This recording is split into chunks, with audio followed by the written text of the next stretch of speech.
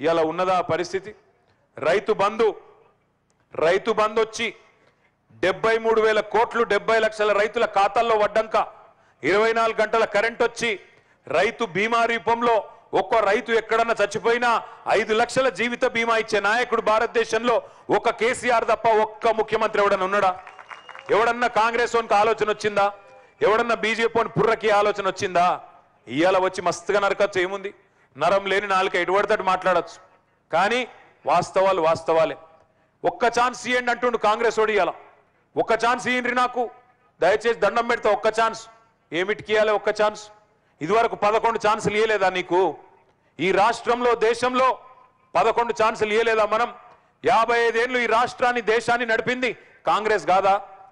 నెహ్రూ నుంచి మొదలు పెడితే ఇందిరాగాంధీ తర్వాత రాజీవ్ గాంధీ, నిన్న మొన్నటి దాకా సోనియా గాంధీ. వాస్తవం కాదా? ఇలా మళ్ళా వాళ్ళే వచ్చి మాకు ఒక్క ఛాన్స్ ఇవ్వండి అంటే మరి 11 ఛాన్సులు ఇచ్చినప్పుడు ఏం బీకినావు? ఆనాడు కరెంట్ ఎందుకు ఇయ్యలే? ఆనాడు తాగునీరు ఎందుకు ఇయ్యలే? ఆనాడు సాగునీరు ఎందుకు ఇయ్యలే? ఆనాడు నర్మాల చెరువులో ఎందుకు ఎత్తిపోయలే నీళ్లు? ఆనాడు కరెంట్ ఎందుకు ఊరూరికి 24 గంటలు ఇయ్యలే? ఆనాడు రైతు బంధు ఎందుకు ఇయ్యలే?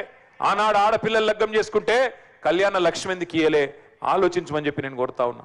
ఈసారి కేసీఆర్ గారు గెలిచిన తర్వాత మరికొన్ని మంచి కార్యక్రమాలు కూడా చేయబోతా ఉన్నాం. దయచేసి ఊరూరికి చెప్పండి.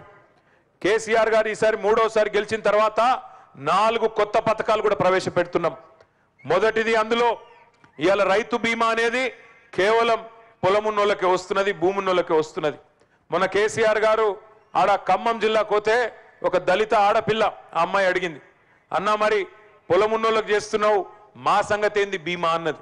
అందుకే కేసీఆర్ గారు ఆలోచన చేసి కేసీఆర్ బీమా పెట్టిండు. 93 లక్షల తెల్ల కారడ్లున్న ప్రతి ఒక్కలకు భూమి ఉన్నా లేకపోయినా 5 లక్షల జీవిత బీమా కేసీఆర్ బీమాను డిసెంబర్ తర్వాత ప్రవేశపెట్టబోతా ఉన్నాం.